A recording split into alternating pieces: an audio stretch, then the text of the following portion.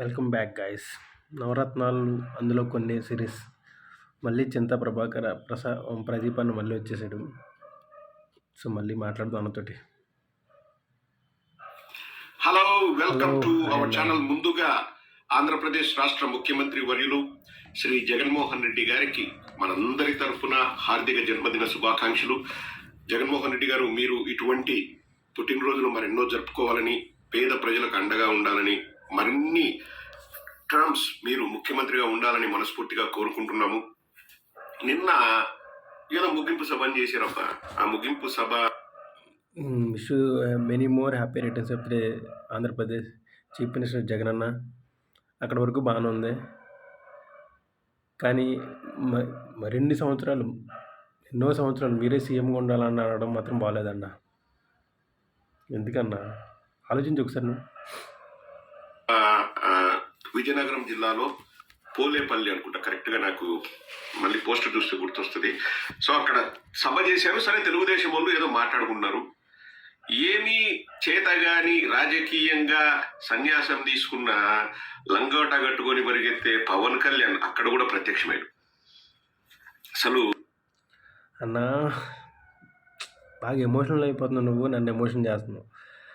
ఏమీ చేతకాక రాజకీయంగా ఏమీ చేయకపోతే నువ్వు కానీ, నీ అధినేతలు కానీ, నీలాంటి మోస్ట్ పెయిడ్ పేటిఎమ్స్ కానీ, లేకపోతే పులుగు బ్యాచ్, లేకపోతే పిల్ల కాంగ్రెస్ వాళ్ళు కానీ ఒక వీడియో కానీ అంతెందుకు, మన జగనన్న ఒక అవుట్డోర్ మీటింగ్లు అంటే ఒక 20-30 ఈ 5 ఏళ్లలో ఒక 20-30 సార్లు పెట్టాడేమో. ఎందుకంటే అతను ప్యాలెస్లో ఉంటాడు, ఎప్పుడు ప్రెస్ కాన్ఫరెన్స్లు కూడా పెట్టడం.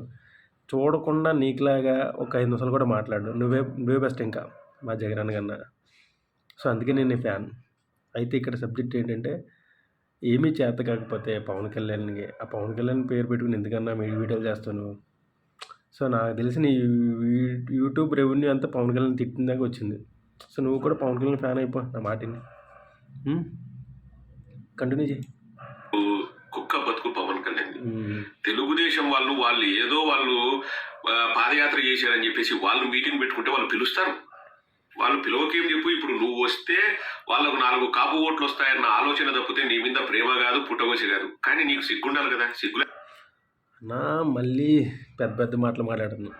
సిగ్గంటే చెప్పనన్నా, కాళేశ్వరం ప్రాజెక్టు ఏ ప్రాజెక్టు నాకు అంత సబ్జెక్ట్ లేదు, సబ్జెక్టు కరెక్షన్ అంటారు కదా, అట్లాగా ఆ ప్రాజెక్టు కట్టద్దు, నీళ్ళు ఆపద్దు కృష్ణా నదిగా సంథింగ్ ఏదో జగనన్న నిరాహార దీక్షలో లేకపోతే ఏదో మొత్తం మీద చేయడానికి ట్రై చేశాడు ఎలక్షన్ బిఫోరు. ఎలక్షన్ అయిన తర్వాత 4 బిర్యానీ ముక్కల కోసం, చికెన్ ముక్కల కోసం వెళ్ళాడన్న ఓపెనింగ్కి. అక్కడ సిగ్గులేదన్న మా నాన్నకి. అంతెందుకు, మహానేత ఉన్నాడు కదా, సారీ మహానేతను చంపేశారని రిలయన్స్ వాళ్ళకి మీలాంటి, అప్పుడు నువ్వు కూడా పేటీఎం చిన్న పేటీఎం అనుకున్నావు, ఇప్పుడు పెద్ద పేటీఎం అయ్యో. అప్పుడు అద్దాలు పగలు కొట్టారు, రిలయన్స్ షాపులు పగలు కొట్టారు, ఎన్నెన్ని పగలు కొట్టారన్న. అవన్నీ సిగ్గు లేకుండా పరమేన్నప్ప అనే సంథింగ్, అది పేరు నాకు ఐడియా లేదు, కానీ రాజ్యసభ సీట్ ఇచ్చాడన్న.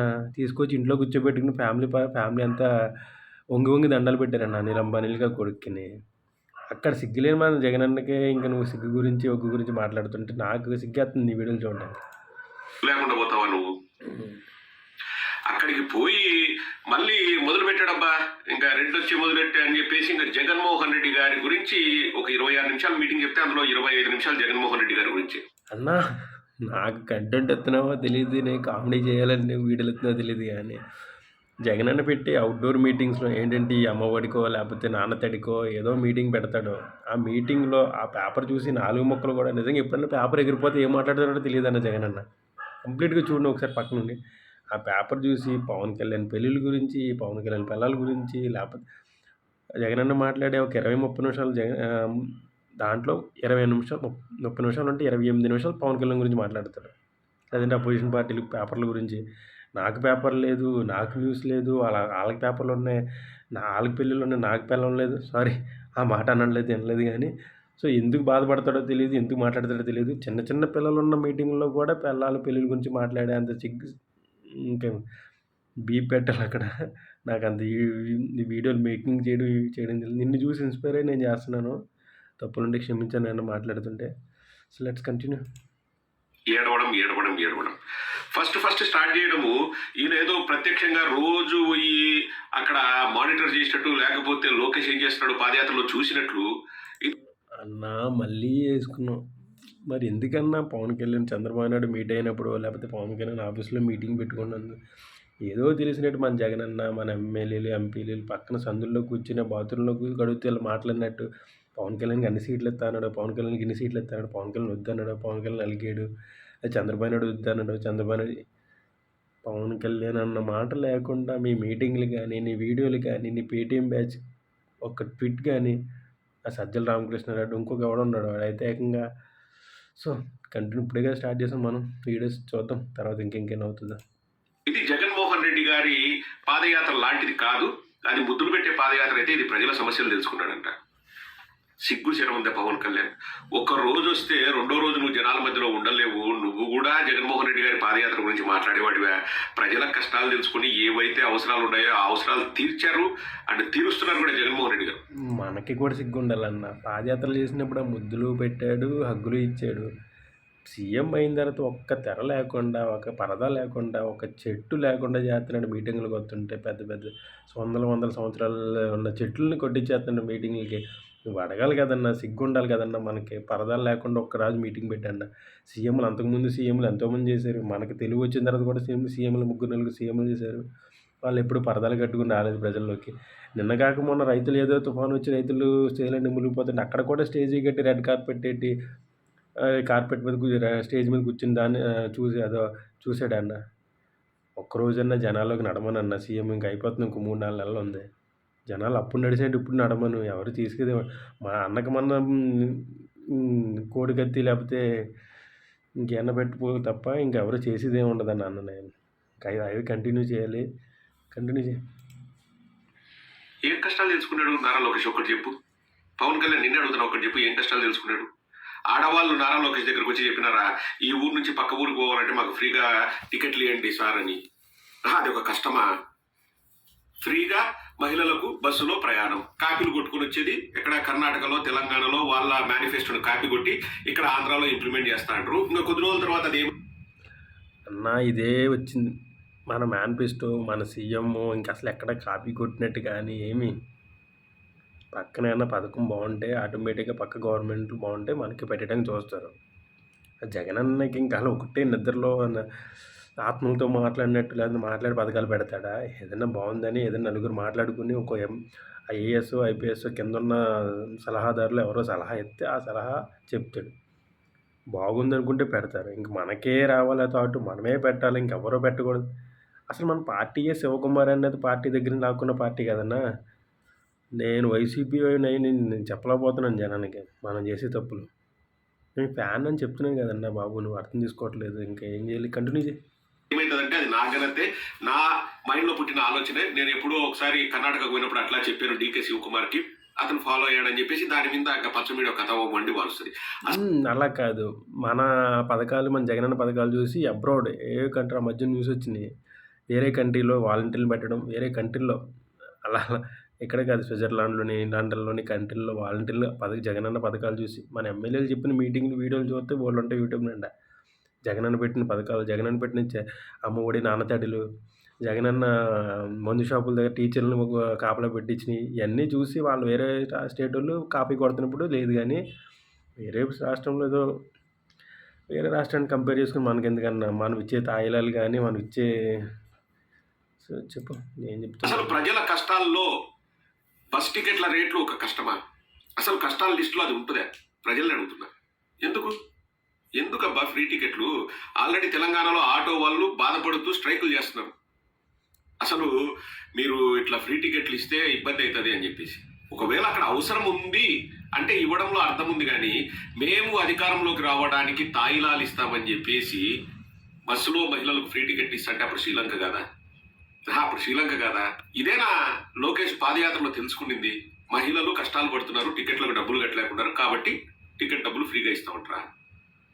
ఏదో చెప్పాడు 18 ఏళ్ళ నుంచి 59 ఏళ్ళ మహిళలకి ప్రతి నెల 1500 ఇస్తామని. అప్పుడు శ్రీలంక కాదా?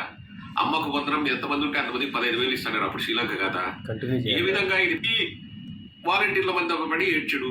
ఇంతకుముందు ఏం చెప్పాడు మాకు కేంద్రంలోని పెద్దలు చెప్పాడు, లేకపోతే నిఘా సంస్థలు చెప్పాయి ఇట్లా ఆంధ్రాలో ఇంతమంది పిల్లలు మాయమవుతున్నారు అని చెప్పేసి ఈ రోజు ఏమంటాడంటే నేను ఊరికే మాట్లాడు డేటాతో మాట్లాడతా, ఎన్సీఆర్బి డేటా ఉంది 10,000 మంది అమ్మాయిలు మిస్సింగ్ ఆంధ్రప్రదేశ్ లో వాలంటీర్ల వల్ల అంటున్నాడు.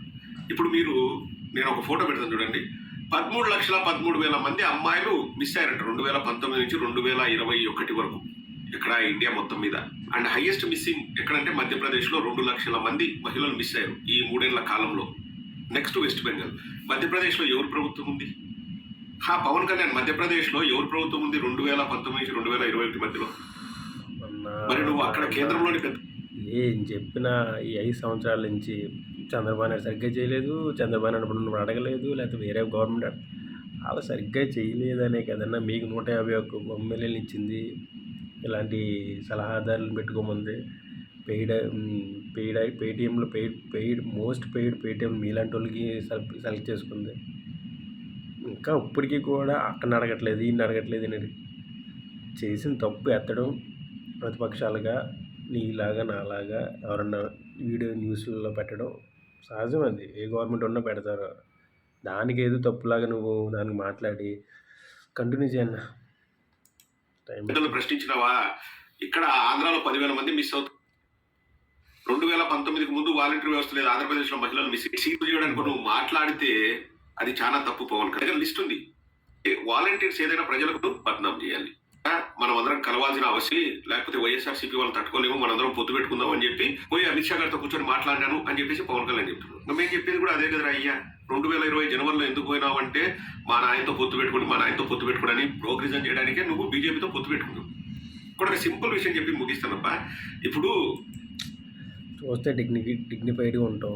మళ్ళీ మీ నాయన మాటలు ఎందుకన్నా? మనకేమో జగనన్న అర్ధరాత్రి గారు ఎక్కడికి వెళ్తాడు, అర్ధరాత్రి గారు ఫోన్లు వస్తుంటే మన ఇంటికి. మళ్ళీ జగనన్న సూర్యుడు ఏమైపోయాడో తెలియదు. సూర్యుడు అన్నట్టు వస్తుంది. ఎందుకు మాట్లాడండి? పద్ధతిగా మాట్లాడాలి. చూస్తే డాక్టర్ పెట్టుకున్నాం ముందు. కేంద్రంలో మళ్ళీ మోడీ గారు రావాలి, ఔర్ ఎక్ బార్ మోడీ అని తెలంగాణలో 2-3 సభల్లో మోడీ గారి సమక్షంలో పవన్ కళ్యాణ్ అన్నాడు. మీరందరూ చూస్తారు కదా. మోడీ గారిని ప్రధానమంత్రి చేసుకోవాలి. ఆడ జరిగే అసెంబ్లీ ఎలక్షన్లు అయితే మోడీ గారిని ప్రధానమంత్రి చేయాలని పదే చెప్పాడు. అవునా కదా? ఇప్పుడు మోడీ గారిని అంతగా ఉంది నేను వెళ్ళాలా వద్దా అని చెప్పేసి మోడీ గారిని ఒకసారి అడిగావా? లేకపోతే బీజేపీ పెద్దలను ఒకసారి అడిగావా? లేకపోతే ఈ మీటింగ్లో బీజేపీ వాళ్ళు ఎవరైనా వచ్చారా? నువ్వు ఎందుకు వచ్చినావు? నీకు మోడీ గారి పైన బీజేపీ పైన అంత ప్రేమ ఉంటే నువ్వు ఎందుకు వచ్చినావు? చెప్పు. అది కూడా చెప్పాలి కదా నువ్వు పవన్ కళ్యాణ్. ఇప్పుడు మాత్రం బీజేపీలో అవసరం లేదు. తెలంగాణలో బీజేపీతో పొత్తు పెట్టుకున్నావు. ఇక్కడికి వచ్చేసి నీకు బాధ అనిపించిందంటే చంద్రబాబు నాయుడుతో పొత్తు పెట్టుకుంటావు. బీజేపీ వస్తేరా లేకపోతే లేదంటావు. ఇప్పుడు బీజేపీలో చంద్రబాబు నాయుడుతో పొత్తు పెట్టుకోము అంటే ఏం చేస్తావు? మోదీ ప్రధానమంత్రిగా వద్దా నీకు? మోదీ ప్రధానమంత్రిగా వద్దప్పుడు నీకు మోడీ ముఖ్యమా చంద్రబాబు నాయుడు ముఖ్యమా? ఎవడిది ఇస్తే వాడు ముఖ్యమంటావా? ఎందుకు పవన్ కళ్యాణ్ ఈ కుక్క బతుకు? అదే అంటున్నాను. జగనన్న ఫోటో చూసి 150 మంది 175 మంది పోటీ చేసినప్పుడు 150 మంది నెగ్గినప్పుడు ఇప్పుడు ఎవరు ఎంత ఇస్తే వాళ్ళకి సీట్లు ఇస్తాడా? లేకపోతే వాళ్ళనే పెట్టి మళ్ళీ ఎలక్షన్కి వెళ్తాడా? మోడీ వచ్చిన మళ్ళీ 125 ఎంపీలు మనం అడగాలంటే కనుక ఎవరైతే ఉన్నారో వాళ్ళు ఎవరు ఎక్కువ ఇస్తే వాళ్ళని చూసి మళ్ళీ వాళ్ళని పెట్టి ఎలక్షన్కి వెళ్తాడా? అది మాట్లాడన్నా ముందు. అది మాట్లాడితే బాగుంటుంది. తర్వాత 25 ఎంపీలు ఇస్తే ప్రత్యేక హోదా చేస్తాను, ప్రత్యేక రైల్వే జోన్ చేస్తాను అన్నీ చెప్పిన జగనన్న ఇచ్చిన తర్వాత ఎక్కడెక్కడ వంగుతున్నాడు? మోడీ దగ్గర ఎక్కడ వంగాడు? అమిత్ షా దగ్గర ఎక్కడ వంగాడు? అవన్నీ కూడా నువ్వు చూసుంటావు. ఒకసారి వాటి గురించి కూడా మాట్లాడి ఒక వీడియో పెట్టన్నా. అసలు బాయ్ ఫ్రెండ్స్.